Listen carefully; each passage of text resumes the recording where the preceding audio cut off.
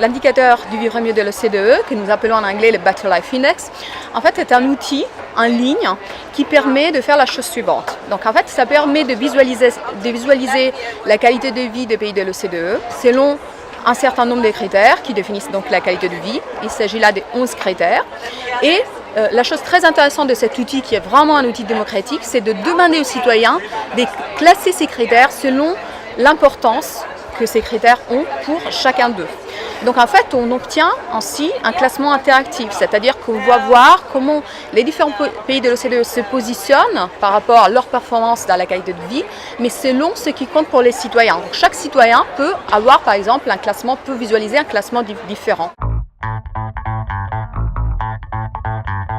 On sait que les indicateurs traditionnels comme les PIB sont très importants pour rendre compte de ce qui est la performance économique. Quand vous voulez savoir si une économie se porte bien, évidemment, vous allez regarder les PIB. Si vous voulez comprendre les tendances de productivité, vous allez regarder les PIB. Simplement, le PIB ne vous donne pas une image précise, adéquate du fonctionnement de la société et en particulier du ressenti des personnes vis-à-vis de leur vie et de leur expérience face à la vie. Et donc on a besoin d'aller au-delà du PIB, simplement parce que dans les PIB, vous n'allez pas trouver ces informations-là. Vous n'allez pas savoir quelles sont les émotions, quels sont les sentiments des gens par rapport à ceux qui vivent tous les jours. Vous n'allez pas savoir quelle est la qualité de leur santé, la qualité de leurs logements sociaux, de leur logement ou la qualité de l'éducation qu'ils peuvent recevoir.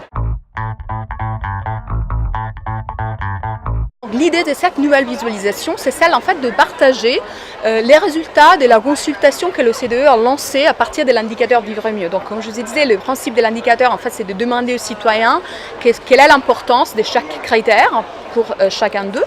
Et donc nous allons en fait avec cette visualisation restituer cette information à tous les citoyens. Donc tous ceux qui ont en fait partagé ces réponses et ces classements avec nous vont pouvoir effectivement en temps réel retrouver les résultats, mais pas uniquement ces personnes-là, évidemment tout le monde peut avoir accès à cette base publique. Donc l'idée c'est de voir concrètement ce que les citoyens de l'OCDE pensent par rapport aux critères qui définissent la qualité de la vie. C'est-à-dire on peut voir par exemple si en France la santé est considérée comme être plus importante que l'éducation, ou si aux États-Unis c'est plutôt la satisfaction par rapport à l'existence qui a plus d'importance selon le point de vue évidemment des utilisateurs du BLI aux États-Unis que par exemple la sécurité ou l'environnement.